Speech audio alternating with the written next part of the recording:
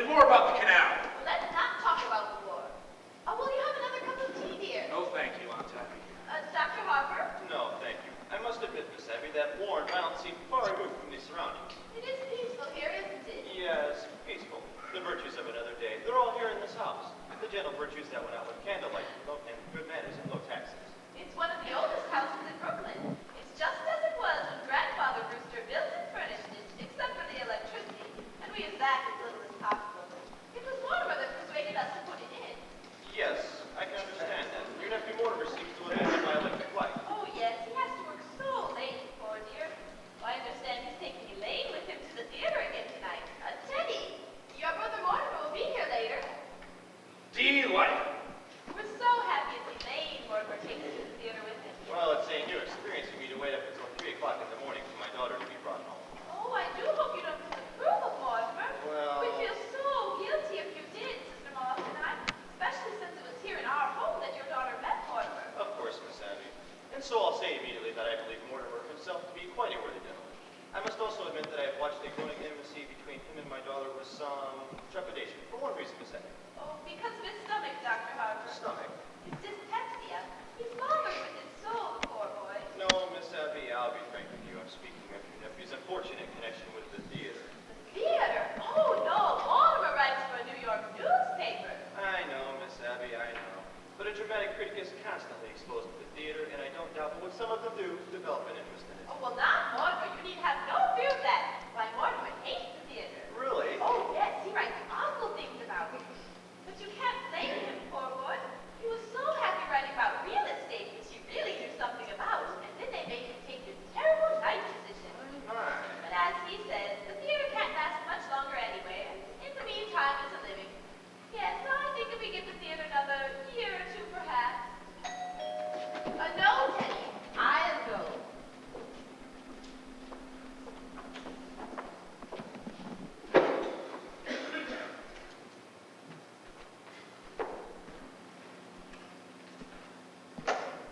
Oh, how are you, Mrs. Klein? Hello, Miss Brewster. How are you, Mr. Brophy? Hello, Miss Brewster.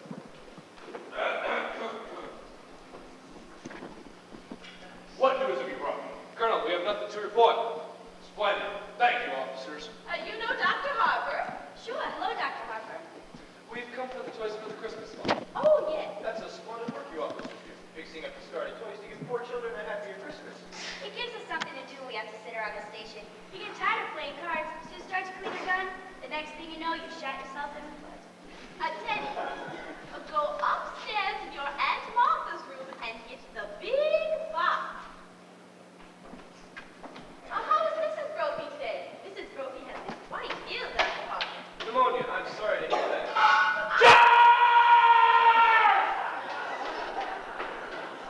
Oh, she's better now. A little weak. I'm going to get you some beef rum to take to her. Don't bother, Miss Abby. You've done so much for her already. Sister Mom and I made it this morning. She's taking some to poor Mr. Beninsky right now. But I won't be a minute. Sit down and be comfortable, all of you. She really shouldn't go through all that trouble. Listen, try to stop her, that sister person, doing something nice. And for nothing, they don't even care how you vote. When I received my call to Brooklyn and moved next door, my wife wasn't well. When she died, and 4 months before, well, if I know what pure kindness and absolute generosity are, it's because I've known the Brewster sisters. Colonel, you promised not to do that. But I have to call a cabinet meeting to get the release of those supplies. He used to do that in the middle of the night. The neighbors raised Cain with us. They're a little afraid of him anyway. Oh, he's what? Suppose he really does think he's Teddy Roosevelt. There's a lot worse people he could think he was. It's a shame. A family like this hatching a cuckoo. Well, his father, the old girl's brother, was some sort of genius, wasn't he? And his father, Teddy's grandfather, seems I've heard he was a little crazy, too. Yeah, he was crazy like a fox. Really? Made $1 million. Here in Brooklyn? Yeah. Patent medicine. Old Sergeant Edwards remembers him. He was a quack of some sort. He used the house here as sort of a clinic. Tried him out on people. I hear he used to make mistakes occasionally, too. Yeah, the department never seemed to bother him. He was also kind of handy on autopsies, especially poison cases. Well, whatever he did, he left his daughters fixed for life. Thank God for that. Not that they spend any of it on themselves. Yes, I'm well acquainted with their charity. You don't know the 10th. When I was with the Missing Persons Bureau,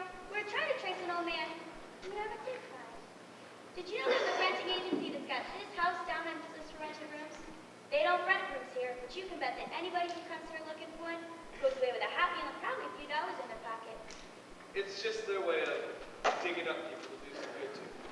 Well, isn't it nice? Hello, Miss Brewster. Hello, Miss Brody, Mrs. Klein, Dr. Harper. We're here to pick up the toys for the Christmas fund. Oh, yes, Teddy's Army and Navy. They wear out. They're all packed. The Colonel's upstairs after them right now. Seems the candidate has okay at first. Oh, yes. I hope Mrs. Brophy's better. Yes, ma'am. Your sister's getting some broth that we can take to her right now. Oh, yes, we just made it this morning. I just took it to a man who broke ever so many bones. Oh, Martha, you're back. How is Mr. Bedinsky? And it's pretty serious, I'm afraid. The doctor was there. He's going to have to amputate in the morning. Can we be present? No, I asked him that, but he said it's against the rules of the hospital. You couldn't be of any service, and you must spare yourselves something. Well, here's the broth. Make sure it's good and hot. Yes, ma'am. Oh, this'll be fine. It'll make a lot of us very happy. That O'Malley boy's nuts about soldiers. What's this? General Miles? I'm retired, Wait, Jim. dear, put it back. And the Oregon. But the Oregon goes to Australia. Teddy. No, I've given my word to Fighting Bob Evans. But Teddy. What's the difference? One kid gets it. Bobby Evans, Izzy Cohen, we'll run along, man. Thank you very much. Not at all. Goodbye. I must be here for a moment. Before you go, Dr. Harper. Charge! Charge the blockhouse! The blockhouse. The stairs are always San Juan Hill. Have you ever tried to persuade him that he wasn't Teddy Roosevelt? Oh, no. He's so happy being Teddy Roosevelt. Once a long time ago. Remember, Martha, we thought that if he was George Washington for a while, it might be a change. But he just stayed under his bed and just wouldn't be anybody. I'd so much rather he be Mr. Roosevelt than no one at all. Well, if he's happy, and what's more important, you're happy, you'll see that he signs these. What are they? Dr. Harper has made all the arrangements for Teddy to go to Happydale Sanitarium after we pass on. But why does Teddy have to sign any papers now? It's better to have it all settled. If the Lord should take you away suddenly, perhaps we could persuade Teddy to commit himself, and that would mean an unpleasant legal procedure. Mr. Witherspoon understands that he'd be filed away until the time comes to do so. Mr. Witherspoon, who's he? He's the superintendent of Happydale. Yes, Dr. Harper has arranged for him to come by tomorrow the next day to meet Teddy. Well, I must be running along, or Elaine will be over here looking for me. Goodbye, Dr. Harper. Give all up to Elaine. Oh, and please don't think too harshly of Lord, but just because he's a dramatic critic, somebody has to do those things. Abby, did you just have tea? It's rather late, isn't it? Oh, yes. Dinner's going to be a little late, too. So, what? Teddy, good news. You're going to Panama to dig another lock for the canal. Delighted. That's bully. Just bully. I shall prepare at once for the journey. Charge! Abby, while I was out? Oh, I'm sorry, dear. I didn't know when you'd be back, and Dr. Harper was coming. But all by yourself? Oh, I got it all just fine. Well, I'll run right downstairs and see. Oh, no, there wasn't time. And Donna was all alone. Well, where is he? Just look in the window.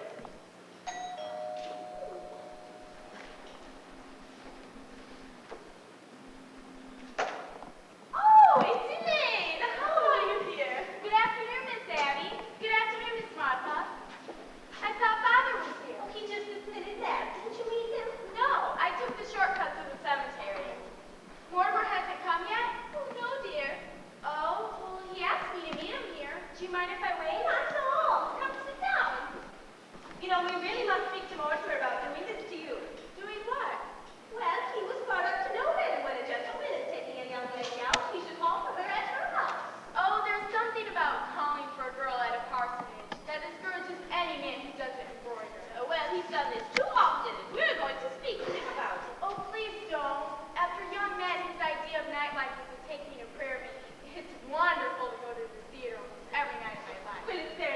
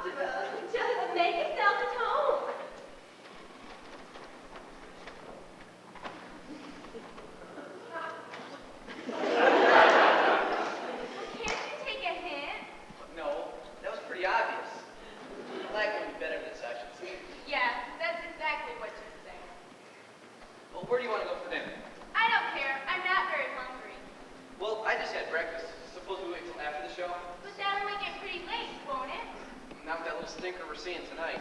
From what I've heard about it, we'll be at Blake's by 10. You want to be fair to these plays. Are these plays fair to me? I've never seen you walk out on a musical. Oh, that musical isn't opening tonight. No? Charlie, you'll have to learn the rules. With a musical, there's always 4 changes in title and 3 postponements. You may have liked it, New Haven, but it needs a lot of work. Oh, I was hoping it was a musical. You have such a light mind. Not a bit. Musicals somehow have a humanizing effect on you. After a serious play, we join the proletariat in the subway, and I listen to a lecture on the genre. After a musical, you bring me home in a taxi, and you make a few passes. Now, darling, that is a very inaccurate piece of reporting. Oh, I will admit that after the Berman play, you told me I had authentic beauty, and that's a heck of a thing to say to a girl. It wasn't until after our first musical, you told me I had nice legs. And I have, too.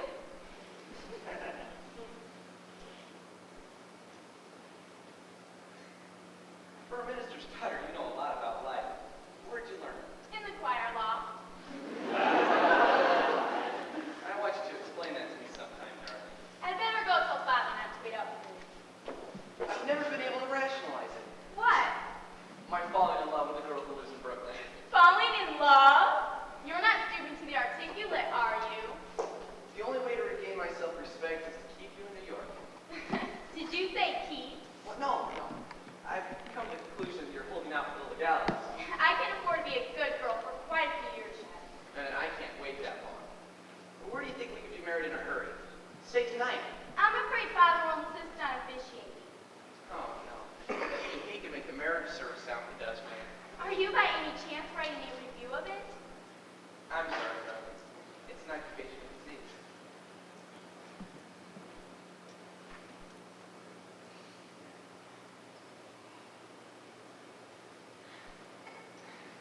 I may give that place tonight a good notice. No, darling, don't pretend you love me that much.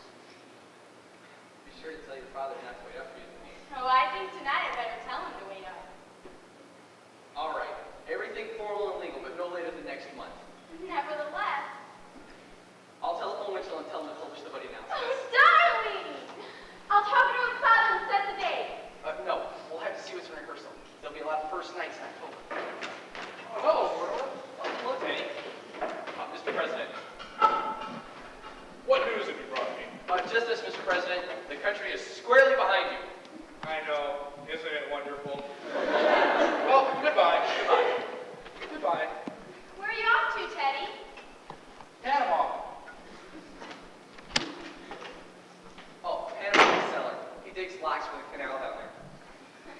You're so sweet with him, and he's very fond of you. Well, Teddy always was my favorite brother. Favorite? Were there more of you? There's another brother, Jonathan. I never heard of him. Your aunts never mentioned him. We don't like to talk about Jonathan. He left Brooklyn very early, by request. He was the kind of boy that liked to cut worms in two with his teeth. What became of him? I don't know. He wanted to become a surgeon like grandfather, but he didn't go to medical school first, and his practice got him in trouble. Aren't you two going to be late for the theater? Oh, no. We're not having dinner, so we won't have to start for another half hour. Oh, then I'll leave you two alone together again. Oh, don't bother, darling. I'm going to run over to speak to Father. Before I go out, would you like to pray over me a little? I'll be right back. I'll cut to the cemetery. If the prayer doesn't take too long, I'll have time to lead you beside distilled water. Mortimer, that's the first time I've ever heard you quote the Bible. We knew Elaine would be a good influence for you. Oh, by the way, I'm going to marry her. What? Oh, Mortimer! Martha, come in here. I have the most wonderful news for you. Mortimer and Elaine are going to be married. Married? Oh, Mortimer, I hoped it would happen just like this. Elaine must be the happiest girl in the world. Happy? Just look at her leaping over those gravestones. Say, what's that? What's what, dear? On that statue there. That's a Hornadina carnina. Oh, no, dear, that's Ella B. Stout, ascending to heaven. No, on Emma Stout's left ear. Oh, That's a red-crested swallow. African or European?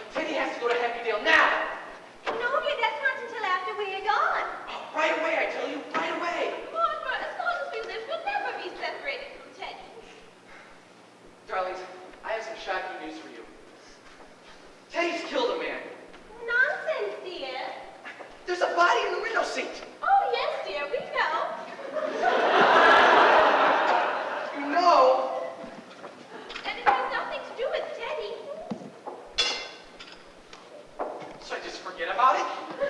Yes, well, we never dreamed you'd peek. But who is he? His name's Hoskins, Adam Hoskins. Well, that's really all we know about him, except he's a Methodist. That's all you know about him. What happened to him? What's he doing? He died. Hey, Martha, men just don't crawl into window seats and die. He died first. Now, Mortimer, you know everything, so just forget about it. How did he die? Oh, well, he drank some wine with poison in it. How does the poison get in the wine? We put it there because it's less noticeable. When it's in cheese, it has a very distinct odor. You put it in the wine? Yes, and I put him in the window seat because Dr. Harper was coming. So you knew what you'd done, and you didn't want Dr. Harper to see the body. Well, not at tea. That wouldn't have been very nice. Now, Mortimer, you know everything, so just forget about it. I do think that Bob and I have right to our own little secret. And don't you tell Elaine. Oh, Abby, while I was out, I dropped in on Mrs. Schultz. She'd like us to take Junior to the movie together. Oh, we'll have to do that tomorrow the next day. Yes, and this time we're going to see what we want to see, though. Junior's not going to drag me to another one of those scary pictures.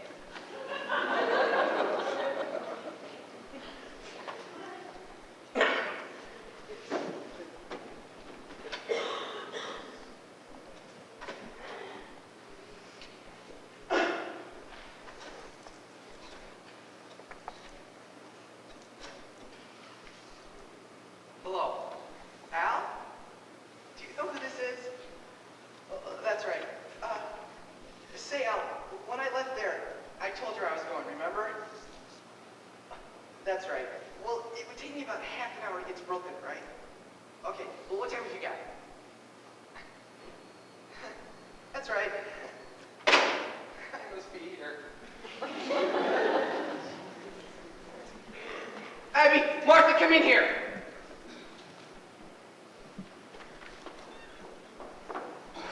What are we gonna do? What are we gonna do? You guys what, dear? There's a body in there! Yeah, it's a Hoskins. Well, good heavens, I can't turn you over to the police. What are we gonna do? What do you, dear? Stop being so excited. For pity's sake, stop worrying. We told you to forget about the whole thing. Well, can't I make you realize that something has to be done? Now, Mortimer, you behave yourself. You're too old to be flying off the handle like this. But Mr. Hoskins, Hoskins, dear. well, whatever his name is, you can't leave him in there. We don't intend to, dear. Teddy's downstairs right now, digging another lot for the canal. You're gonna bury him in the cellar? Well, yes, that's what we've done with the others. No, you cannot bury Mr. Others? When you say others, you mean others as in more than one? Others? Yes. Now, let's see, Abby. This is, well, this is the Abby, isn't it? No, dear, I think this is 12. Oh, no, I think this is only 11. I think we're wrong. No, I remember when Mr. Hoskins walked in, it occurred to me that this would make an even dozen. Well, are you counting the first one? Yes, I was counting the first Oh, one. well, then, yes, that's 12. Hello? Al? Oh, it's good to hear your voice.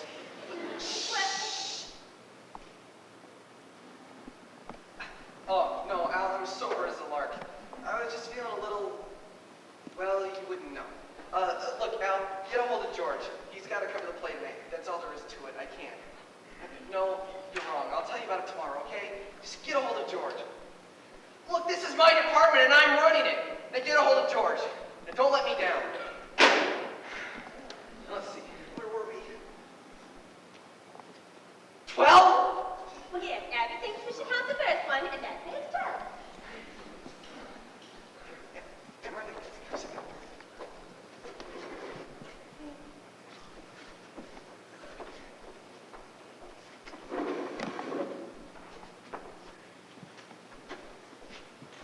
All right.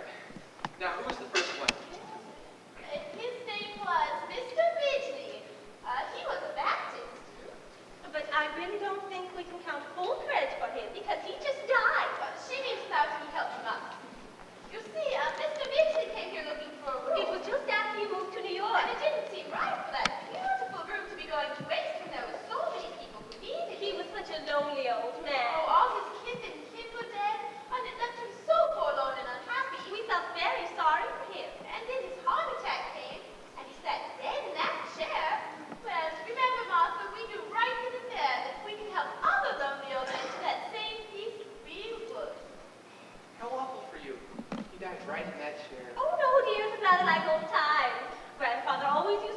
Labrador to around the house. You see, Teddy had been digging in Panama that day, and he thought Mr. Mitchley was a yellow fever victim. That meant that he had to be buried immediately. So we all took him down to Panama and we put him in the loft. And now that's why we don't want you to worry about any of this, because we know exactly what's to be done. That's how this all started. A man just walking in here dying? Oh, yes, but we realized we couldn't depend on that happening all the time. Remember all those bottles of poison in the shelves in Grandfather's laboratory all these years? Oh, you know your Aunt Martha's knack for mixing things. You've eaten enough of her pickle, Lily. Well, for 1 gallon of elderberry wine, I take 1 teaspoon of arsenic, then add half a teaspoon of strychnine, and then just a pinch of cyanide. Should have quite a kick. Oh, yes, that's one of our gentlemen found the time to say, how delicious. Well, now, I really must get things started in the kitchen. Well, I wish you could stay for dinner. I'm trying out a new recipe. I couldn't eat a thing. Oh, I feel much better now. Oh, you have to eat great for Elaine, don't you? How happy you must be. Well, I'll leave you alone with your thoughts.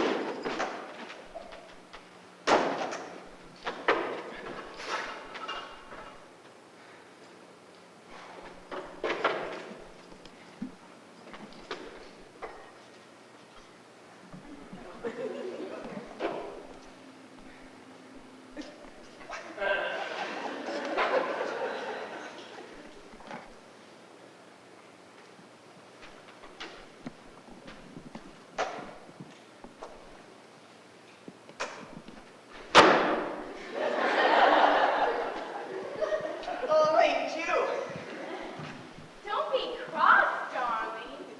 Father could see that I was excited, so I told him about us, and that made it hard for me to get away. But listen, darling, he's not going to wait up for me tonight.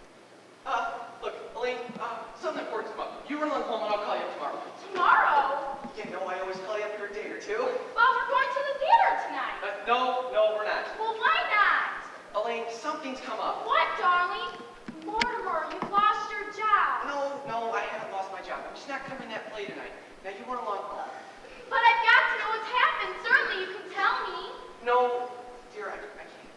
But if we're going to be married, Married?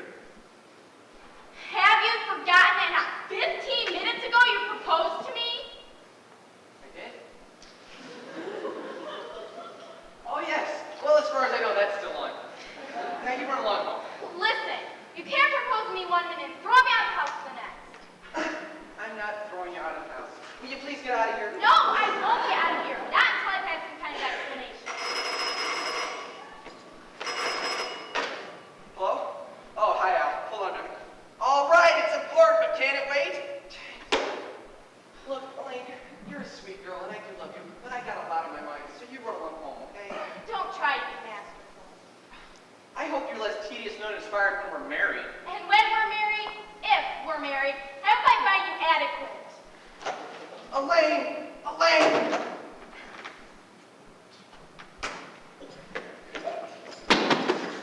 Hello? Al? Hello? Al? Hello? Al? Hello? That's the doorbell, dear. Not the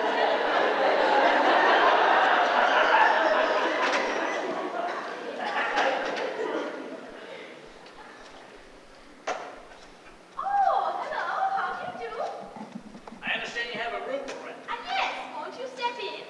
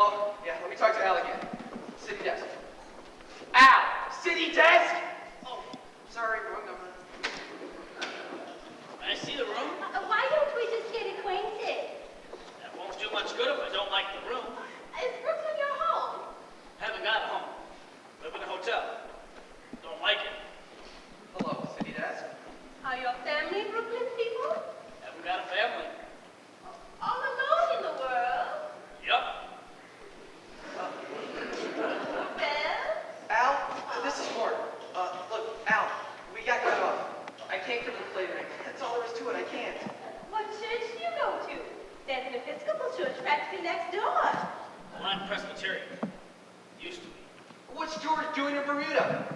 Well, of course I told him he'd go to Bermuda. It's my department, isn't it? Well, look and see if there's anyone else around the office. Is there always this much noise? Oh, he doesn't live with that. Oh, well, what about the office boy?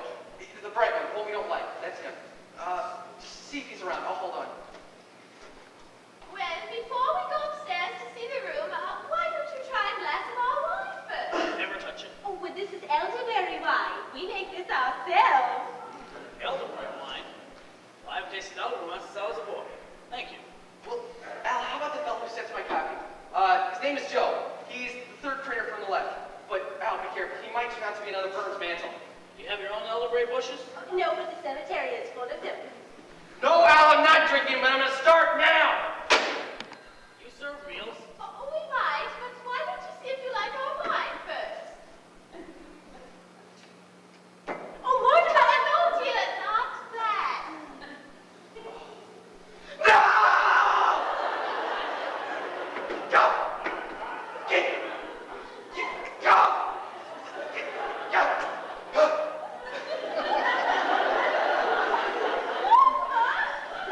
Spoiled everything. You can't do things like that! I don't know how to explain this to you two, but it's not only against the law, it's wrong, and it's not a very nice thing to do.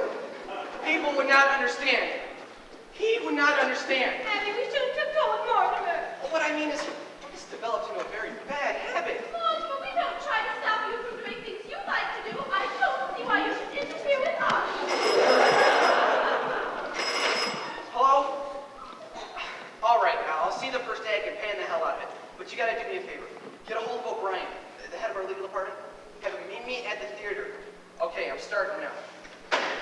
Look, I've got to go to the theater, but I want you two to promise me something. Well, we'd have to know what it was first. You know I love you very much, and I know you love me. So I want you to do just this one little thing for me. Well, what is it you want us to do? Don't do anything. Don't do anything. Don't let anyone in this house leave Mr. Hoskins right where he is. Why? I want time to think, and I've got quite a little bit to think about. Well, we were planning on holding services before dinner. Service. Well, you don't expect us to bury Mr. Hoskins without a full Methodist service, do you? He was a Methodist. Can't wait till I get back. Oh, then he could join us. Oh, Martha, you really love the services, especially the hymns. Oh, Father, remember how beautifully he used to sing before his voice changed. Well, remember, don't let anyone in this house, okay? Is it a promise? Well, now that he's cooperating with us, I think we can do this one little thing for him. All right, Martha. Have you got some paper? Oh, yes. There's a man I've got to see. And here's some stationery. Will this do? Yeah, that'll be fine. I can save some time to write my review on the way to the theater. Well, Mortimer didn't seem quite himself today. Well, I think I know why. Why? Well, he's just become engaged to be married. I suppose that would make any man nervous. Yes, I'm very happy for you, Abe. And their honeymoon ought to give Mortimer a real vacation. I don't think he got much rest this summer. Well, at least he didn't go running off to China or to Spain. I never could understand why he wanted to go to those places. Well, I think that the theater has always been pretty small potatoes to Mortimer. He needs something larger to criticize. Something like the human race. Abby, now that Mortimer is coming back for the funeral services for Mr. Hoskins, we'll need another hymnal. There's one up in my room. Oh, Martha, I know it's my turn to read the services, but since you were out, I'd like you to do it. Well, that's very nice of you. Are you sure you want me to do it? Oh, it's only fair. Well, I think I'll wear my black thong design and Mother's old brooch. We promised Mortimer we wouldn't answer it. Wait a minute, I'll look and see who it is.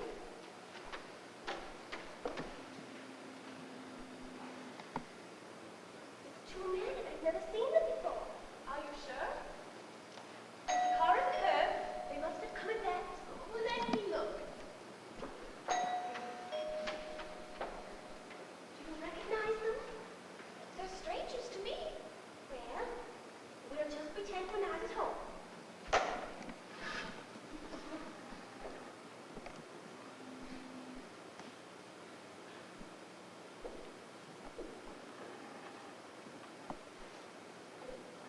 Come in, Doctor.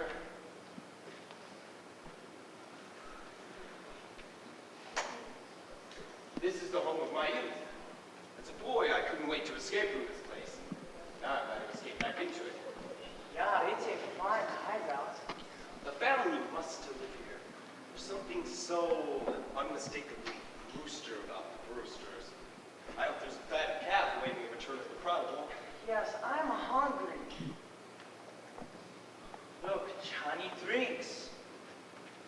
Oh, good omen. There's no you're expecting. Who are you?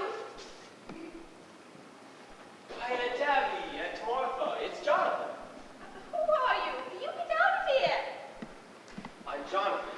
Your nephew, Jonathan. Who are you? You're not our nephew, Jonathan. So don't pretend you are. But I am Jonathan. And this is Dr. Einstein. And that's not Dr. Einstein either. No, not Dr. Albert Einstein. Dr. Herman Einstein. Who are you? You're not our nephew, Jonathan. Oh, I see you're still wearing the lovely garnet ring that Grandma Brewster bought you in England. And you, Aunt Martha, still the high collar tied scar where grandfather's acid burned you. His voice is life, Jonathan. Have you been in an accident? No. My face. Dr. Einstein is responsible for that. He's a plastic surgeon. He changes people's faces. Well, I've seen that face before. Abby, remember when we took the little show boys to the movies and I was so frightened? That's it. Don't worry, ladies. The last 5 years I gave Johnny 3 new faces. I'll give him another right away. This last face, well, I saw that picture too just before I operated. And I was intoxicated. You see what you've done to me? Even my own family. They won't... Johnny, please. He often tells me about Brooklyn, about this house, and about his aunts he loves so much. They know you, Johnny. You know it's Jonathan. Please, speak to him. Tell him so. Well, Jonathan, it's been a long time. What have you been doing with yourself? Yes, Jonathan, where have you been? Oh, I've been in England, South Africa, Australia. The last 5 years, Chicago. Dr. Einstein and I were in business there together. We were in Chicago for the World's Fair. Yes, but we found Chicago awfully warm. Yeah, it's got hot for us too. Well, it's wonderful to be in Brooklyn again. And you, Abby, Martha, you don't look a day older. Just as I remembered you. Sweet, charming, hospitable. And dear Teddy, did he ever get into politics? My little brother, Doctor, was determined to become president. Yes, Teddy's doing good. And Mortimer's doing well, too. Yes, I've heard about Mortimer. He's evidently fulfilled all the early promise of his nasty nature. We're very fond of Mortimer. Well, Jonathan, it's very nice to have seen you again. Bless you, Aunt Martha. Well, we mustn't let what's on the stove boil over. Yes, if you'll excuse us a minute. Unless you're in a hurry to go somewhere. Johnny, where do we go from here? We've got to think fast. The police have got pictures of that face. I've got to operate on you right away. We've got to find a place for that. And we have to find a place for Mr. Spinozzo, too. Don't waste any worry on that way. But Johnny, we got a hot stiff on our hands. Forget Mr. Spinoza. But you can't leave a dead body in the ramble seat. You should not have killed him, Johnny. He's a nice fellow. He gives us a lift, and what happens? He said I look like Boris Karloff. That's your work, Doctor. You did that to me. Now, Johnny, we'll find a place, and I'll fix you up quick. Tonight. Johnny, no, I'm tired and hungry. I'm really weak. Well, Jonathan, we're very glad you stopped by to say hello. But you were never happy in this house, and we were never happy while you were in it. So we've just come to say goodbye. Aunt Tabby, I can't say that your feeling toward me comes as some surprise. A great many years I regretted the many heartaches I must have caused him as a boy. And you were quite a trial to us, Jonathan. But my real regret is for Dr. Einstein. I promised him that no matter how rushed we were in passing through Brooklyn, that I would bring him by one of Aunt Martha's home-cooked dinners. Oh, well, I'm afraid there won't be enough. But it's a very good size pot roast. Pot roast. I think the least we can do. Thank you, Aunt Martha. We'll stay to dinner. Well, we'll get it started, since we're all in a hurry. Yes. If you'd like to freshen up, you can use Grandfather's laboratory. Is that still there? Oh, yes, just as he left it. Well, I'll help Martha get things started in the kitchen, since we're all in a hurry. Better begin a meal anyway. Grandfather's laboratory. And just as it was, doctor! A perfect operating room. Too bad we can't use it. After you finish with me, why, we could make a fortune here. 10 beds, doctor. And Brooklyn is crying for your talents. Fine, work yourself up, Johnny. Besides, for Brooklyn, I think we're a year too late. You don't know this town, doctor. Practically everyone in Brooklyn needs a new lease. But so many of the old ones are locked up. Only a very small percentage.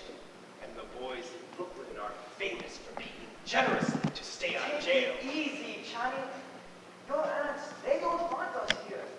We're here for dinner, aren't we? Yes, but after dinner? Leave it to me, doctor. I'll handle it. Why, this house will be our headquarters for years. Well, Johnny, that would be beautiful. Your aunts, they're such sweet ladies. I love them already. I'll get the bags, yeah? No, doctor. You must be invited first. But you just said that. We'll be invited. And if they say no? Doctor. Two helpless old ladies. Oh, it comes true like a beautiful dream. Only, I hope you're not dreaming. It's so peaceful. That's what makes this house so perfect for us. It's so peaceful.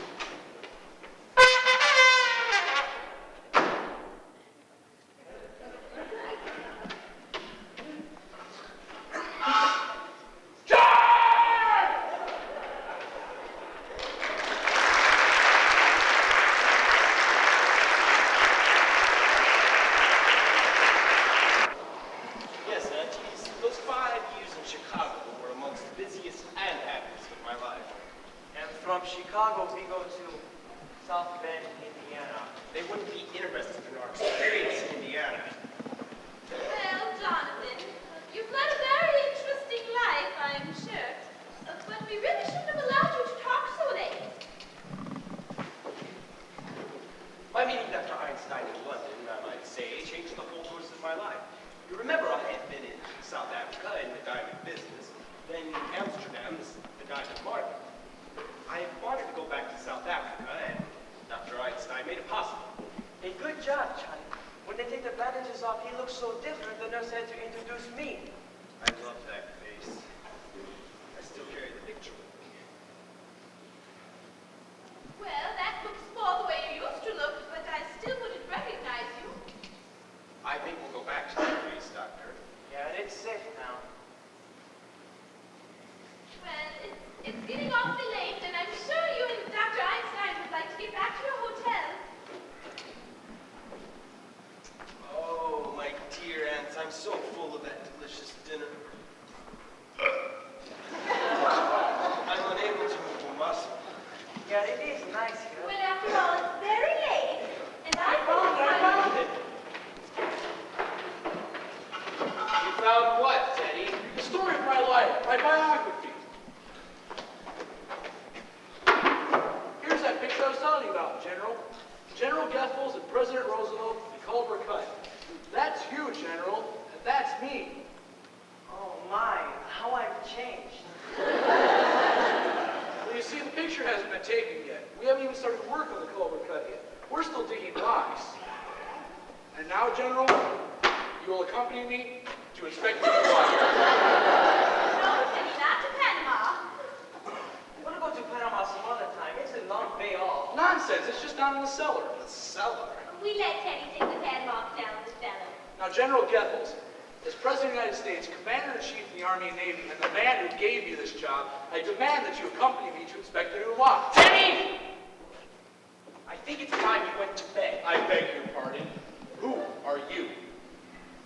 I'm Woodrow Wilson. Go to bed. No, you're not Wilson. But your face is familiar. You look like somebody I might meet later. Perhaps on my hunting trip to Africa. Yeah, you look like somebody I might meet in the jungle. It's your brother, Jonathan, here. He's had his face changed. So that's it. A nature faker. And perhaps you had better go to bed, Teddy. Mr. Jonathan and Dr. Einstein need to get back to their hotel. General Goethals, inspect the canal.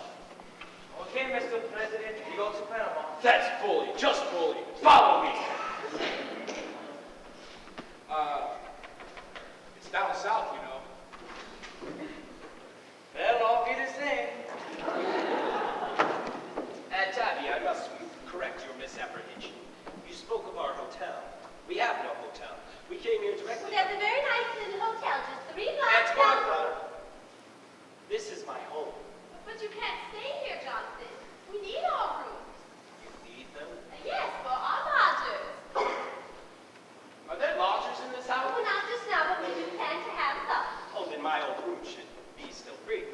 But there's no place for Dr. Einstein. Oh, well, he'll share the room with me. No, I'm afraid you can't stay here, Jonathan. Dr. Einstein and I need a place to sleep. You remember this afternoon that as a boy, I can be very disagreeable. Now, it would be very pleasant Perhaps for we'd better just let them stay here tonight. Well, just overnight, Jonathan.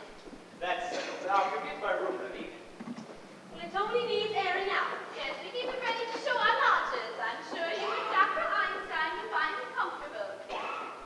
You have a most distinguished guest, Dr. Einstein. I'm afraid you don't appreciate his skill, but you will. In a few weeks, you'll see me looking like a very different John. Well, he can't operate on you here. After Dr. Einstein and I get organized, when we resume practice, oh, I forgot to tell you, we're turning grandfather's laboratory into an operating room. No, Jonathan, we will not let you turn this house into a hospital. A hospital? Heavens no, it'll be a beauty parlor. Johnny, down in the cellar. Dr. Einstein, my dear aunt invited us to live with them. Oh, you fixed it? Well, you're sleeping here tonight. Please get our rooms ready immediately.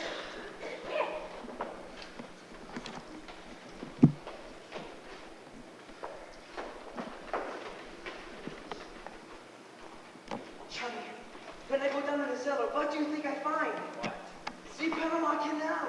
The Panama Canal. It's a whole teddy dog. It just fits Mrs. Spinozzo. 6 feet long, 4 feet wide. Down there? Yes, you think I know we're bringing Mr. Spinozzo along. Now that's hospitality. Rather a good joke on my hands. They're living in a house with a body buried in the cellar. How should we get him in? Yes, we just can't walk him through the front door.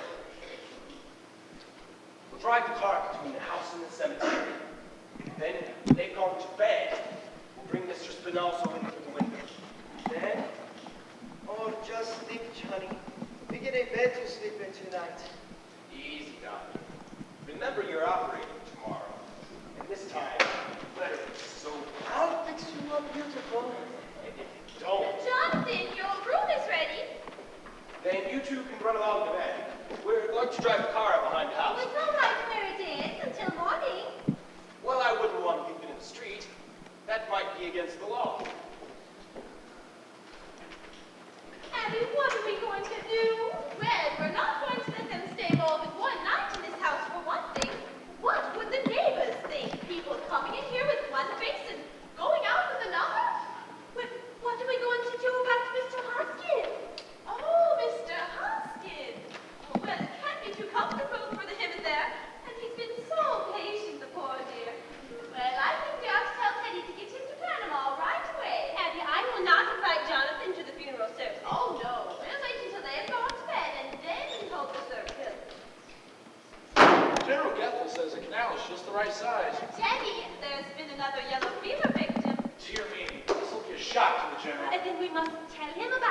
But it's his department. No, Teddy, we must keep it a secret. It would only spoil his visit. I'm sorry, Aunt Tabby. It's Army regulations. It's out of my hands. He has to be told. No, we must keep it a secret. Yes.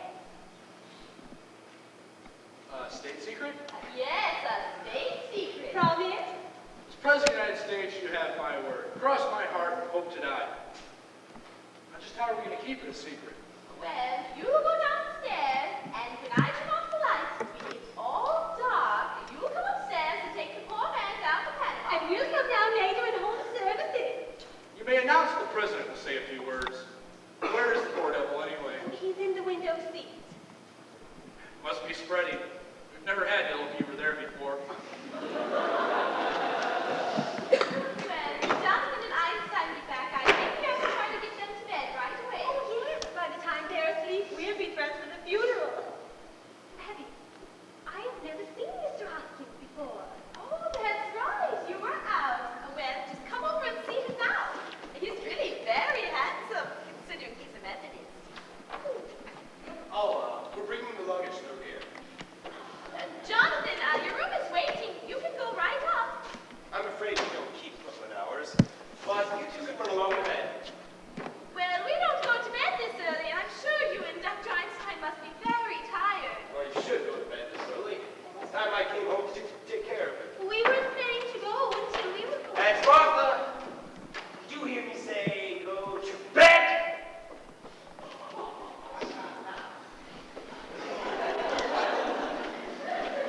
The instruments can go to the lab in the morning. Now, we're all going to bed. Well, I'll wait until you're up and then turn off the lights. Oh, let's have another flight, Doctor. Martha. All right, Aunt Tabby. I'll be right up. Now, Aunt Tabby, turn out the lights.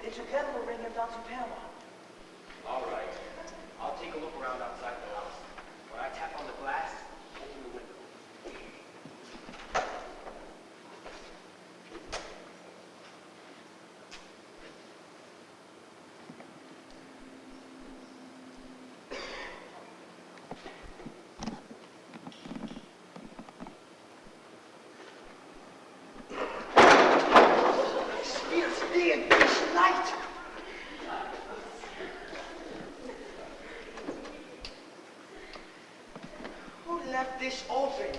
Don't come. Johnny? Okay. Out of you. Okay, I got him. Wait, you lost your leg somewhere. Wait! Shh. That wasn't me. I Be more careful. I'm sorry, his hat fell off.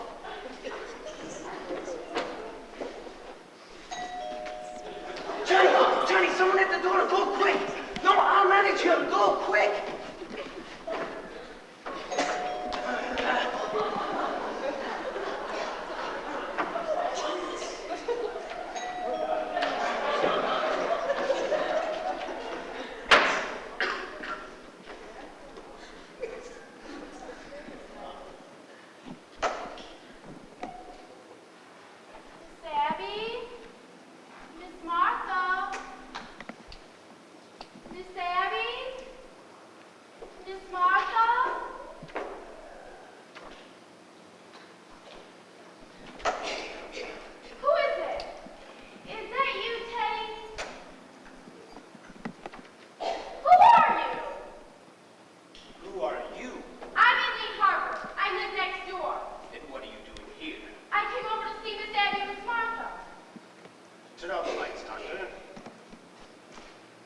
chose rather an untimely moment for a social call. I think you'd better explain what you're doing here. We happen to live here. You don't live here. I'm in this house every day and I've never seen you before. Where is Abby, Miss Martha? What have you done to them? Perhaps we better introduce ourselves. This is Dr. Einstein, Dr. Einstein? a surgeon of great distinction and somewhat of a magician. And I suppose you're going to tell me your report. I'm Jonathan Brewster. Oh, you're Jonathan. I see you've heard of me. Yes, just this afternoon, for the first time. What did they say about me? Only that there's another brother named Jonathan. That's all that was said. Well, that explains everything. Now that I know who you are, I'll be running along back home. If you'll kindly unlock the door. That explains everything? Just what did you mean by that? Why did you come here at this time of night? I thought I saw someone prowling around the house. I suppose it was you. You thought you saw someone prowling around the house. Yes. Weren't you outside? Isn't that your car? You saw someone at the car? Yes. What else did you see? Just someone walking around the house to the car. What else did you see? Just that. That's all. That's why I came over here. I wanted to tell Miss Abby to call the police. But if it was you, and that's your car, I don't need to bother Miss Abby. I'll be running along. I think you're lying. No, Johnny, I think she tells the truth. We'll let her go now. I think she's lying. Breaking into a house this time of night. She's dangerous. She shouldn't be allowed around loose. Take your hands off me! It's going to be a private funeral. Teddy! Teddy, tell me men who I am! That's my daughter, Alice.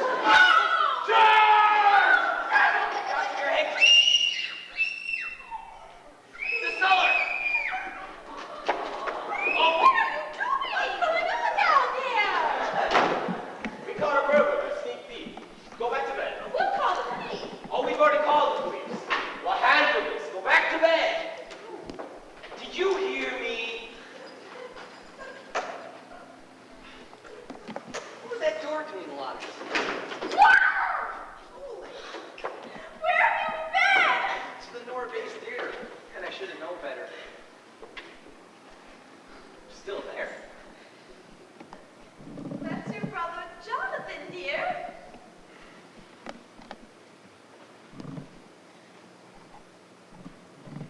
All right, I know this isn't a nightmare, but what is it? I've come back home for it, huh? Who did you say this was? Your brother, Jonathan.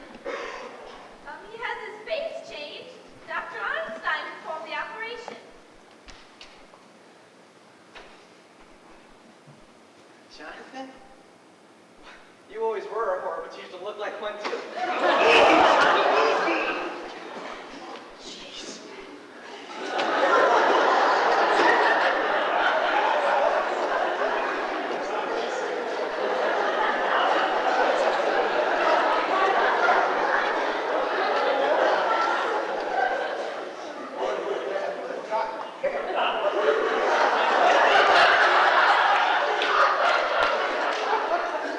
The needles underneath your toenails. My God, it is Jonathan. Oh, yes, I remember you. I remember he was the most detestable, vicious, venomous form of animal life I ever knew. Now, boys, don't start quarreling the moment you've seen each other. There won't be any fight. You're not wanted here, Jonathan. Get out.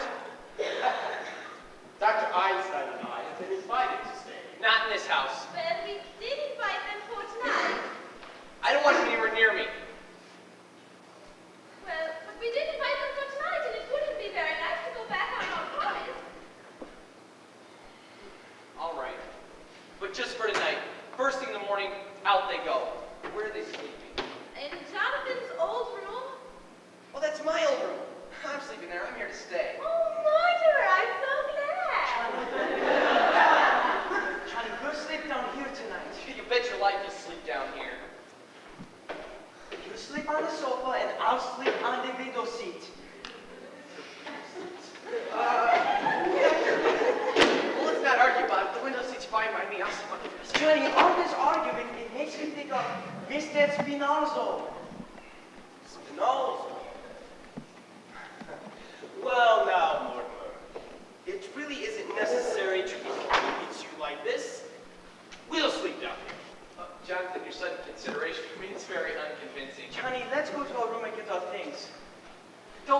Doctor. Oh, by the way, Doctor, I completely lost track of Mr. Spinoza. Who's this Mr. Spinoza? He's just a friend of ours Johnny's been looking for. Well, I don't want you bringing anyone else in here. It's okay, Johnny. While we back, I'll tell you all about it. With Jonathan, sorry, Mortimer. There's really no reason for you to sleep down here. I can go in with Martha, and you can take our room. No trouble at all, Aunt Tabby. We'll be packed in a few minutes. Then you can have the room for me. You're just wasting your time, Jonathan. I told you I'm sleeping down. Mortimer! What's the matter, dear? I've almost been killed! Almost been killed. Martha, Abby.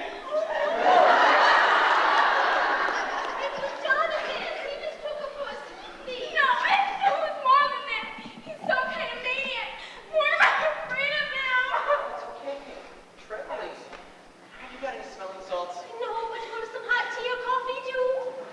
Coffee. And I'll have some too. And can I have some sandwiches? I haven't had any dinner. Yes, we'll make some for you boys. Martha, we can leave our clothes down here now. Were you two going somewhere? Do you know what time it is? Why, it's after 12. 12. Look, Elaine, we gotta go home. What? So you wanted some sandwiches? I won't be a minute. Don't you remember we wanted to celebrate your engagement? And that's what we'll do. We'll make a nice supper for both of you. Oh, and we'll open a bottle of wine. All right. No wine! Mortimer, what's going on in this house? What do you mean, what's going on in this house? You were supposed to take me to dinner in the theater tonight. You called it off. You asked me to marry you. I said I would, and 5 minutes later you threw me out of the house. Tonight, just after your brother tries to strangle me, you want to chase me home. Now, listen, Mr. Brewster. Before I go home, I want to know where I stand. Do you love me? Well, yes, Elaine. I love you very much. So much, in fact, that I can't marry you. Have you suddenly gone crazy? No. It's just a matter of time. See, insanity runs in my family. Practically gallops. Now, wait a minute. You've got to do better than that. No, dear, there's a strange shade in Brewster blood. It's what you'd expect if Bernstein's written Sweeney Todd. Now, just because Teddy is a little... I don't mean Teddy. See, the whole family. Here, sit down. I'll tell you. The first Brewster, the one that came over the Mayflower. Well, you know how the Indians used to scout the settlers? Well, he used to scout the Indians. Mortimer, that's ancient history. The whole family. We'll take grandfather. His patent medicines. He used to try them out on dead people to make sure he wouldn't kill them. He wasn't so crazy. He made $1 million. Then there's Jonathan. You just said he was a maniac. He just tried to kill you. But he's your brother, not you. I'm in love with you. Then there's Teddy. You know Teddy. He thinks he's Roosevelt. No, dear. No Brewster should marry. I realize now that if I had met my father at the time, I would have tried to stop him. Now, darling, all this doesn't prove you're crazy. Well, look at your aunts. They're Brewsters, aren't they? And the sanest, sweetest people I've ever known. Well, Elaine, even they have their peculiarities. Yes, but what lovely peculiarities. Kindness, generosity, human sympathy. There's another one! Oh, there's plenty of others. You can't tell me anything about your aunts. I'm not going to tell you anything about my aunts.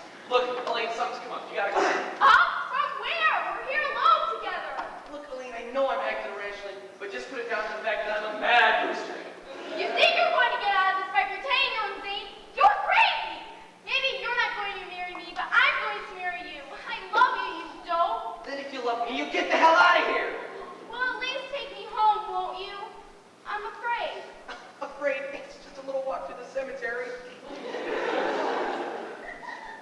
Mortimer, will you kiss me goodnight? Of course, dear. Now you run on home and I'll call you up tomorrow. You critic!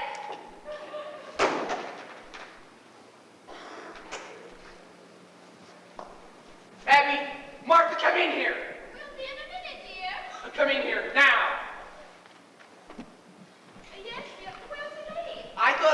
not to let anyone in this house while I was gone. Oh, well, Jonathan just walked I don't in. mean Jonathan. Dr. Einstein was with him. I don't mean Dr. Einstein. Who's that in the window seat? Oh, we told you, Mr. Hoskins. That is not Mr. Hoskins. Well, who can that be? Are you trying to tell me that you've never seen that man before in your life? Well, I certainly am. It's getting so anybody thinks they can walk into this house. Aunt Abby, don't try and get out of this. You admit that you put Mr. Hoskins in the window seat. Well, yes, but you don't think I'd stoop to telling a fib? Martha!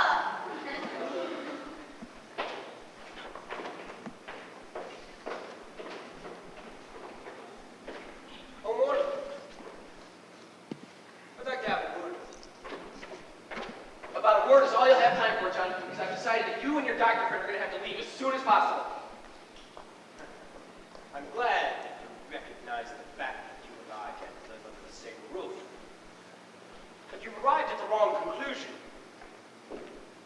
Take your suitcase and get out. You're beginning to bore me, Jonathan. You've played your little one-night stand in Brooklyn. Now move on. My dear Mortimer, just because you graduated from the back bench of the typewriter, don't think you've grown up. I'm staying here, and you're leaving, and I mean. If you think there's anything I fear, Jonathan, if you think there's anything that I'm frightened of, I've been to fairy school. Martha, just look and see what's in this window seat. no one stop me!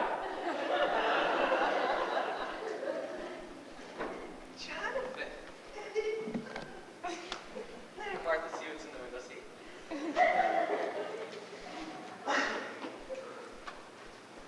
Aunt Abby, I owe you an apology. And I have very good news for the two of you. Jonathan is leaving. He's taking Dr. Einstein and their cold companion with him. Jonathan, you're a Brewster. You're also my brother. So I'm going to give you the chance to get out and take the evidence with you. You can't ask for more than that. Very well. Then I'll have to call the police. Don't reach for that telephone. Are you still giving me orders after seeing what's happened to Mr. Spinozzo?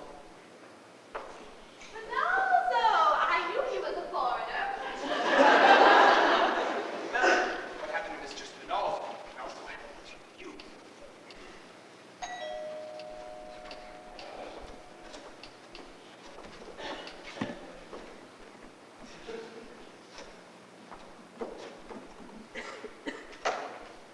Oh, Mr. O'Hara. Hello, Miss Abby. Is there something we can do for you? Oh, I just saw your lights on and I thought you might be thinking. Oh, you've got company. I'm sorry, I disturbed you. Oh, no, come in. Oh, yes, come in. I did, Officer O'Hara. This is our nephew, Mortimer. Pleased to meet you. Oh, and that's another nephew, Jonathan. Pleased to make your acquaintance. Well, it must be nice having your nephews visiting you. Are they going to stay for a bit? Oh, I'm staying. Jonathan is just leaving. I've met you before here, haven't I? Oh, I don't think so. Jonathan hasn't been home in years. Well, your face is familiar to me. Maybe I've seen a picture of you around here someplace. I don't think so. You better hurry, Jonathan. All your things are packed away, aren't they? You'll be wanting to say your goodbyes. I'll just be running along. Oh, what's the rush? My brother's just going. Oh, I just dropped in to make sure everything was all right. Oh, well, why don't you stay and have some coffee with us? Oh, I forgot the coffee. And I'll make some more sandwiches. I ought to know you're at the tight by now, Officer O'Hara. Oh, don't bother. I'm due to rig in just a few minutes. No, it won't take that long. Just sit down and have some coffee. Say, ain't I seen a photograph of your brother here someplace? I don't think so. He certainly reminds me of somebody. Probably somebody you've seen in the movies. Oh, I never go to the movies. I hate them. My mother says the movies is an illegitimate art. Oh, it's full of those types. Your mother said that, huh? Yep, my mother was an actress, a stage actress. Perhaps you've heard of her? Peaches of Tour? Oh, yeah, it looks like a name I might have seen in a program somewhere. What did she play? Well, her big hit was Mutt and Jeff. Played it for 3 years. I was born on tour.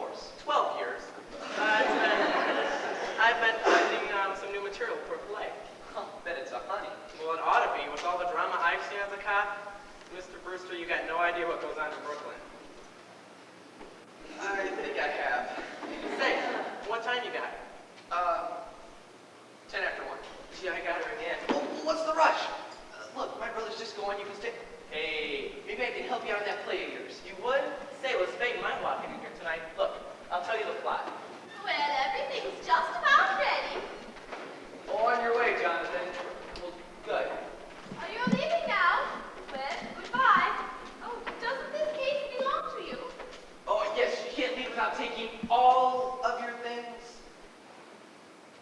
Oh, well, O'Hara, look, I'll call you up some other time and then we'll talk about your play, okay? Oh, I ain't leaving now, Mr. Brewster.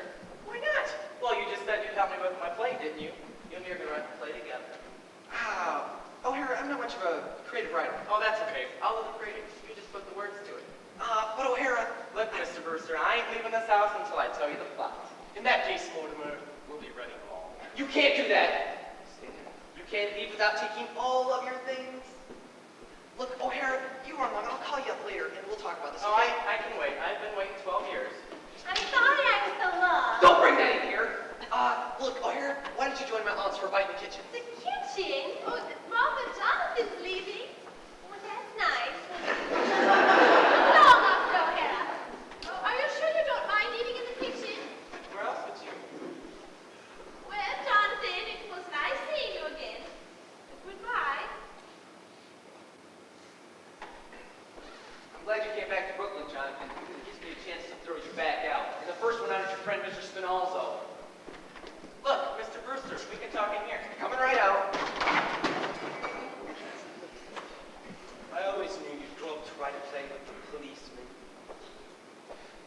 Keep going. All three of you. Doctor, this affair between my brother and me has got to be settled. Johnny, your brother gives us a chance to get away. What more could you ask for? You understand, this goes back a good many years. Johnny, let's get going. We're not going! We're staying right here tonight. With the cup in the kitchen and Mr. Spinazzo in the window seat? That's all he's got. We'll take Mr. Spinozzo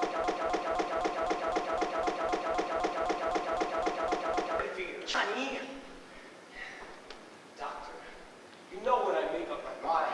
Yes, but you make up your mind, you lose your head. Brooklyn is not a good place for you. Doctor! Okay, let's stick together. Someday we can stuck together. If we're coming back, do we need these? No, leave them here.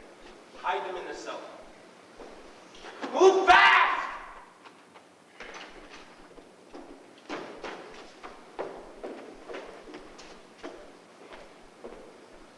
Hey, Johnny! Johnny, come quick!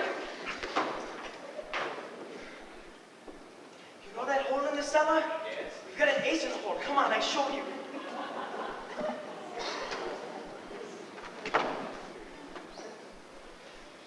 Jonathan? Jonathan? Jonathan! Yes, Morty? I thought I told you to get. We're not going.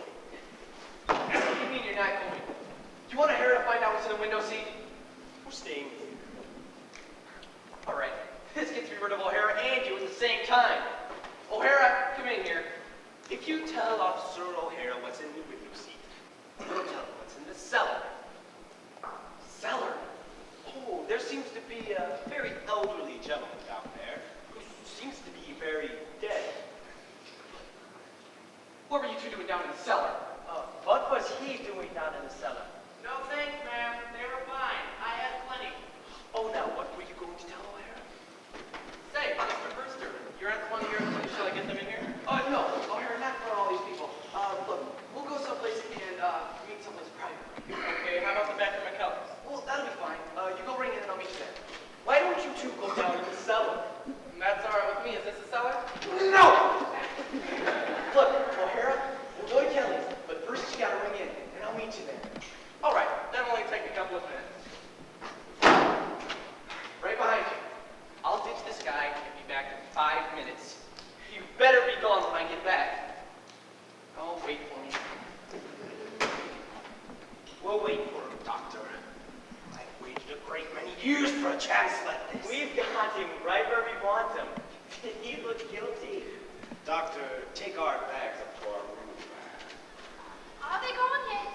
Oh, we thought we heard someone leave.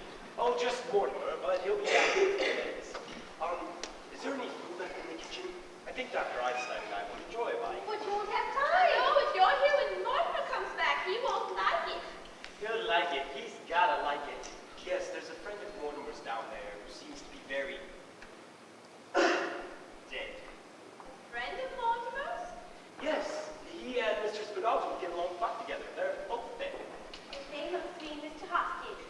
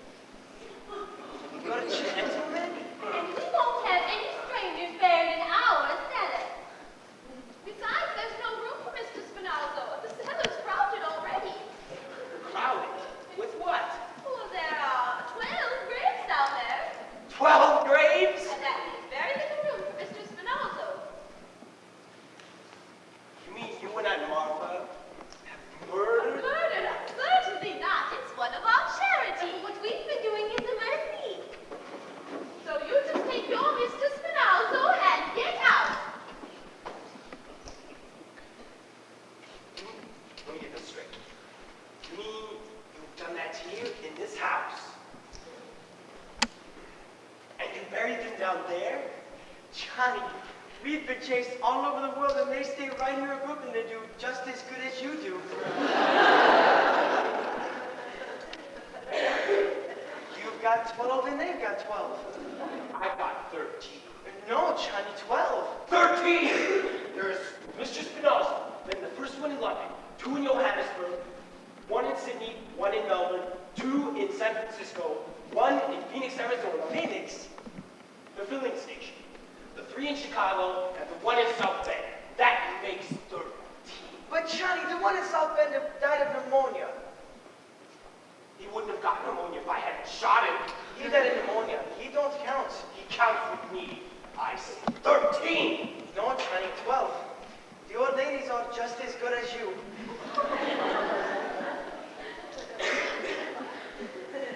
Oh, they are they?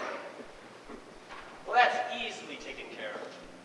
All I need is one more. Just one more. Well, here I am.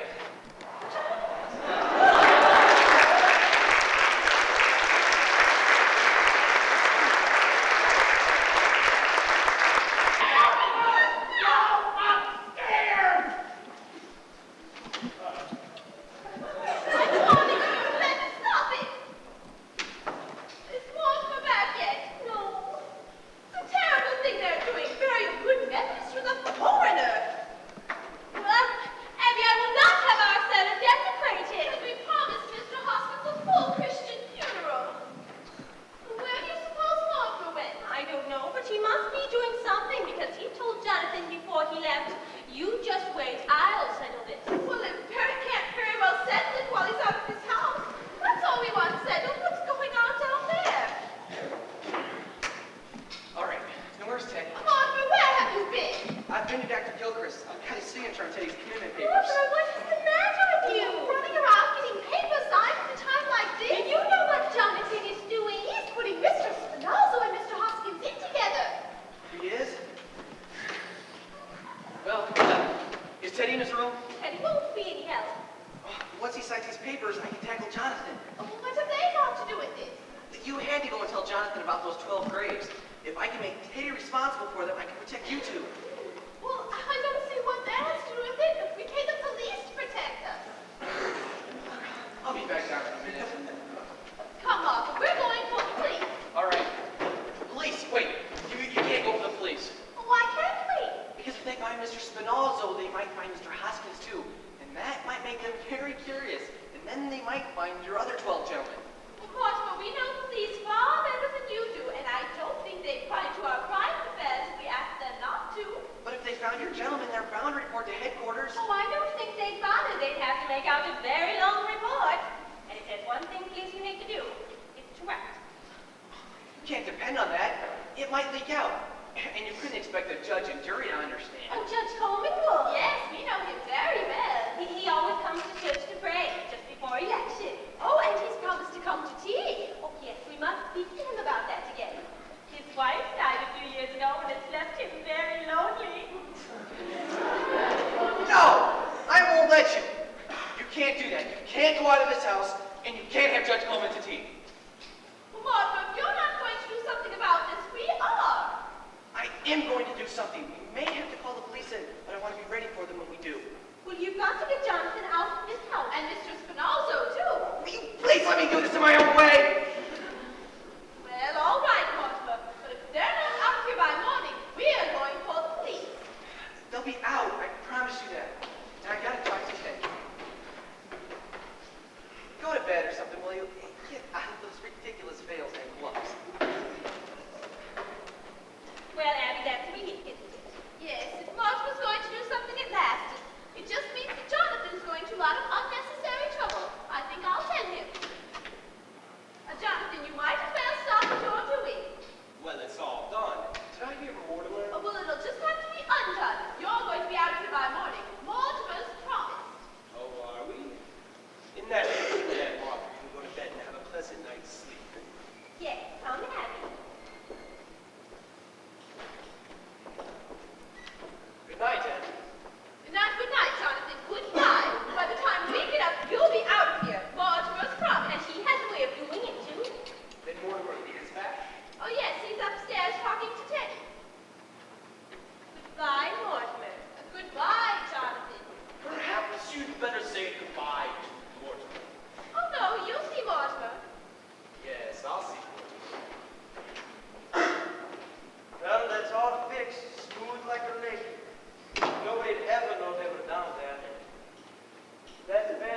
good already.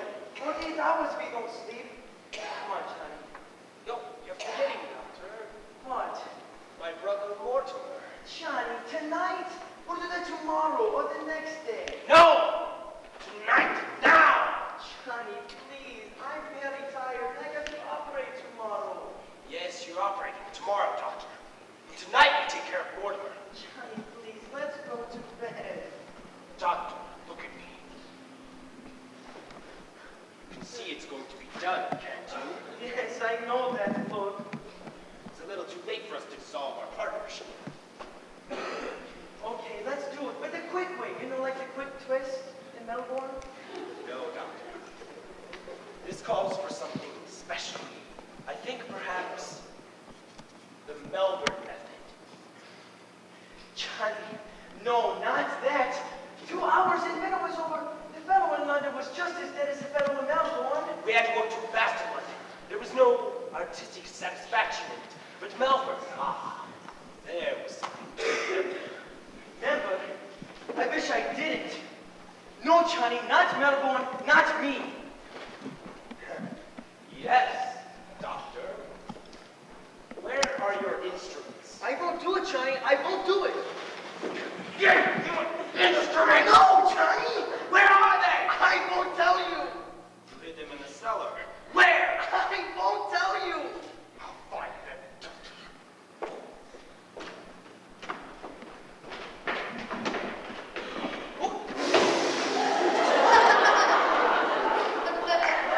Don't do that, Mr. President.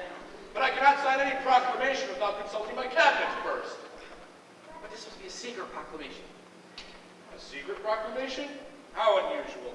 Japan must have known about it until it's signed. Japan? Those yellow devils? You have my word, I'll sign it at once. Oh, yes, let's go and sign it. No, you stay here. A secret proclamation has to be signed in secret. Oh, I'll bet at once, Mr. President. I'll have to put on my signing clothes.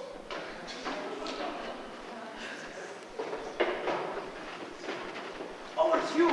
Please, you have to go now. No, Doctor, I'm waiting for something very important. No, please, just go. Doctor, I have nothing against you personally. Why, you seem to be a nice fellow. Just take my advice and get as far away as possible. There's trouble. Get out. All right, don't say I didn't warn you. Look, please, will you just go? Things are going to start popping around here any minute.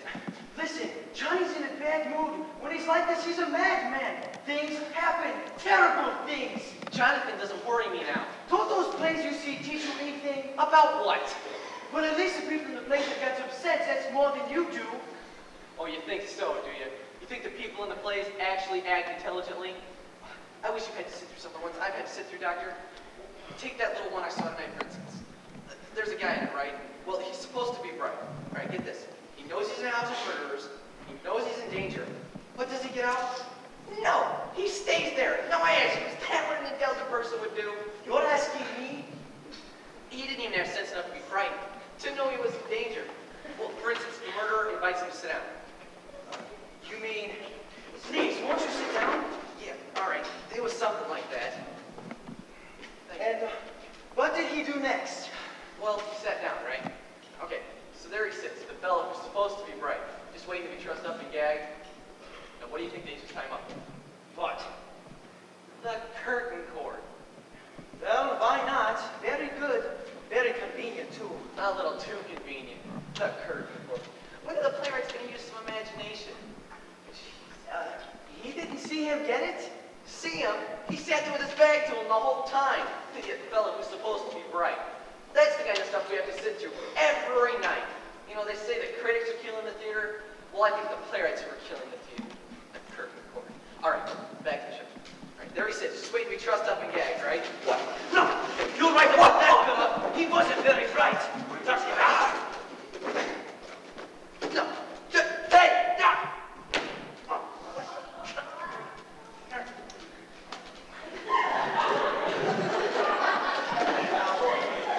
If you don't mind, we'll finish the story. Mortimer, I've been away for 20 years, and never once in all that time were you out of my mind, my dear brother. I dreamed of you in Melbourne one night, and when my plane landed in San Francisco, felt a strange satisfaction. Once more, I was in the same country with you.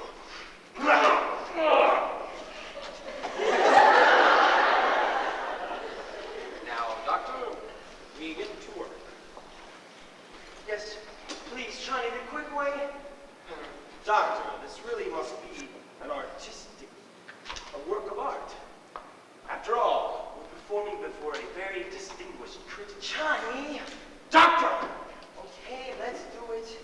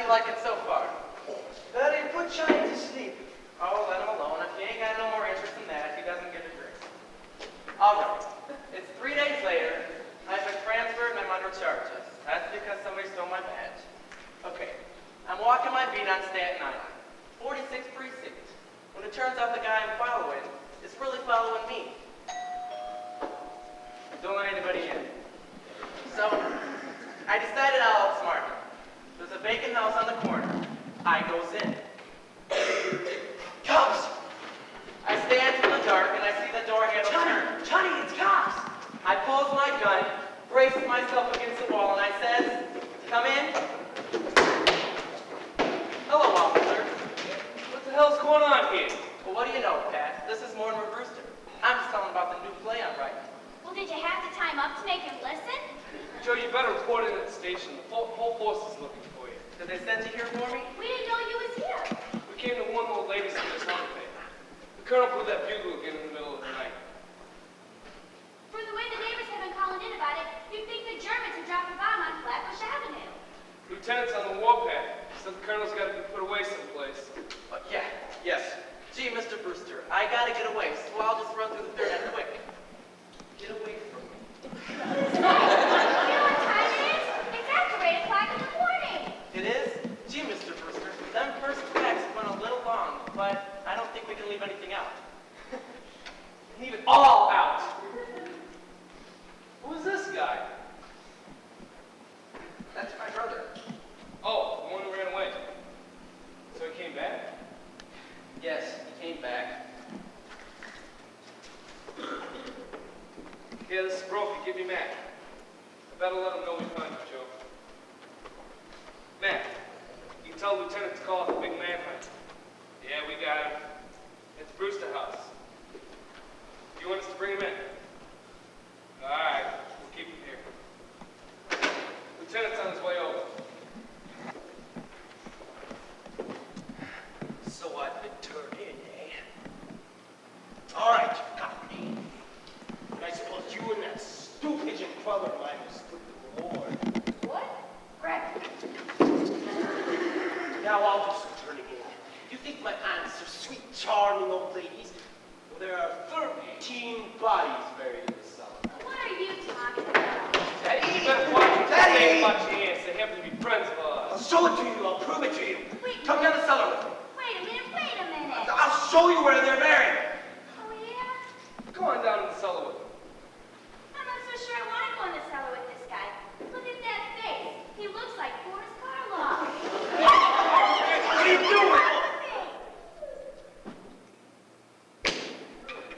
What do you know about that? Come in. What the hell are you men doing here? I told you I was going to handle this. Sir, we were just about to... What happened? Did he put up a fight? This ain't the guy that blows bugle. This is his brother. He just tried to kill Klein. All I said is he looked like Boris Karloff. Turn him over.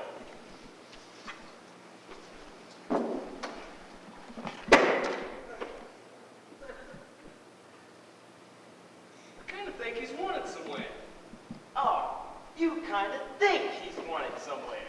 If you guys don't look at the circulars we hang up in the station, at least you could read True Detective. Certainly he's wanted. In Indiana. Escaped from the prison for the criminal insane. He's a lifer. For God's sake, that's how he was described. He looked like Karloff. Was Harry Boy mentioned? Yeah. And I'm claiming it.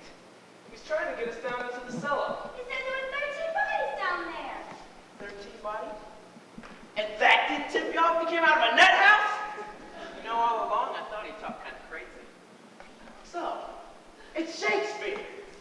Where have you been all night? Oh, I've been right No, don't tell me. I've been right No, here. I told you not to tell me. Look, sir, I've been right here writing a play with Mortimer Brewster. A play?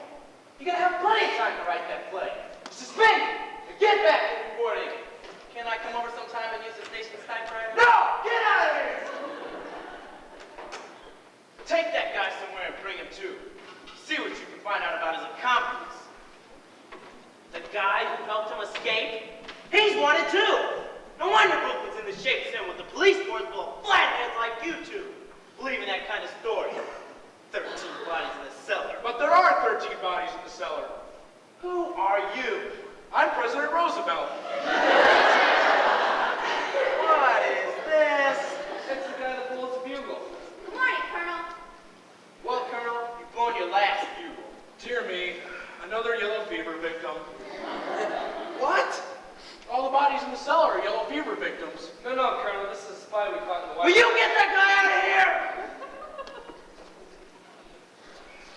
If there's any question of spies, that's my department. You keep out of this.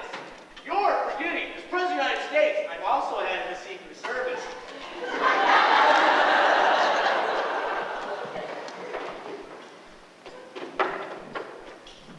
Captain?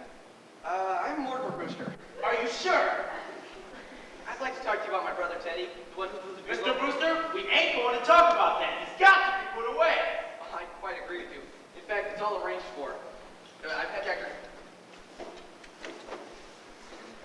our family physician to sign the papers.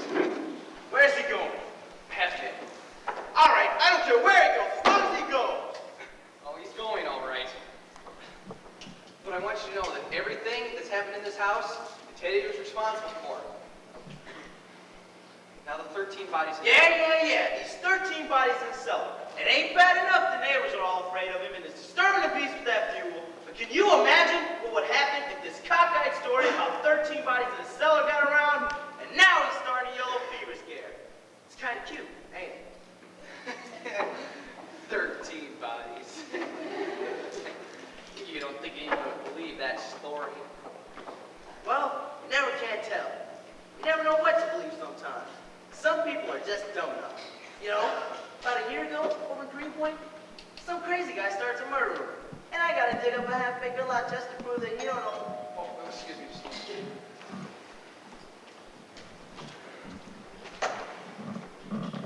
Good morning, Mortimer. Morning, dear.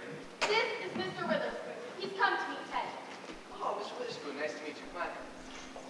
Oh, this is Captain Rooney. Lieutenant Rooney, I'm glad you're here, Super, because you're taking it back to you today. Today? I didn't know that. Not today. Elaine, look, we got a lot of business to attend to, so why don't you run along home?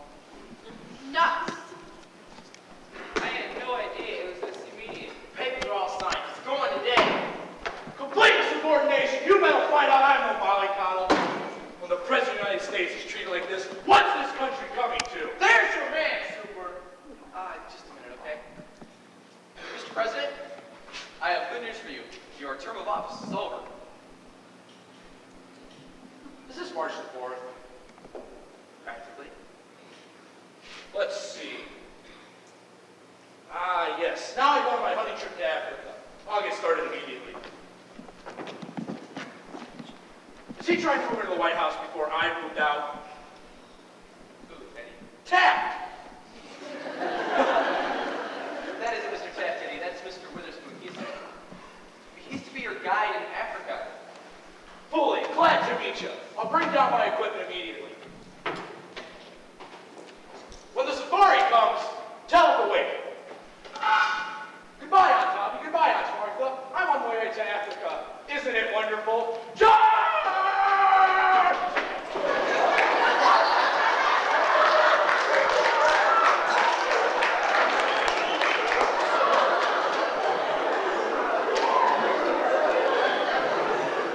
Good morning, darling. Oh, we are getting there.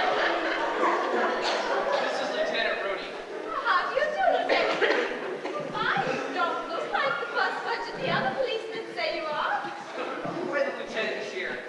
Well, you know Teddy Blue is beautiful again this time. Yes, we're going to speak to Teddy about this. It's a little more serious than that. Darlings, I'm afraid the police want Teddy to go to Happy Hill. Oh, that's why we're alive. I'm sorry, ladies, but the papers are all signed. It's going along with the Super. We won't permit it. Oh, we promised to take the bugle away from him. Yes, we won't be separated from Teddy. I'm sorry, ladies, but the law's the law. He's committed himself and he's going. Well, if he's going, we're going too. Yes, you'll have to take us with him. Well, why not? Well, it's sweet of them to want to, but it's impossible. You see, we can't take sane people at Happydale. Mr. Witherspoon, if you let us live there with Teddy, we'll see that Happydale is in our will, and for a very generous amount. The Lord knows we could use some money, but I'm afraid. Now let's be sensible about this, ladies. For instance, here I am wasting good time and good men when there are serious problems to be solved. You know, there are still murders to be solved in Brooklyn. Boy, he ain't kidding. Oh, there are. Look, ladies, it's bad enough already. Sooner or later, it's just going to get worse. Sooner or later, we're just going to have to dig up yourself. Our setup? Yeah, your nephew's been telling around there's 13 bodies now in his cell.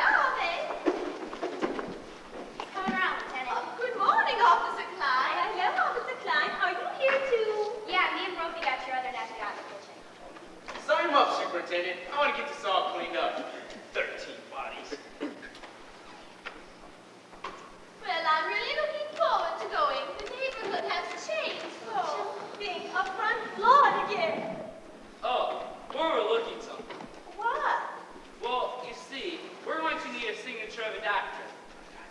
Dr. Einstein! Why don't you come right in for a minute and sign some papers for us? Please, I really must go. Oh, no, put that down and come on over, just for a minute.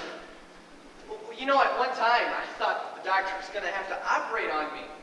Were you leaving, Dr. Einstein? Yes, I think I must go. Aren't you going to Lake Photography? I don't think me and Johnny are going to the same place. Oh, hello, Elaine. I'm glad you stuck around. Just wait a few minutes, will you? Don't worry, I'm going to. Okay. Hello, Mac? Yeah, this is Rudy. Yeah, we got it. Now, there's a description of his accomplice. It's on my desk. Read it to me. Yeah. About 54. 155 pounds. 5'11". Blue eyes. Talks with a German accent. Poses as a doctor. Yeah. Thanks, Mac. Lieutenant, the doctor here just taking all your signatures. Thanks, Doc. Really doing Brooklyn a service. Oh, thank you. Mr. Brewster, you sign now as next. Right here? That's fine. Okay. And right here. All right, everything's complete. Is everything legal? Oh yes.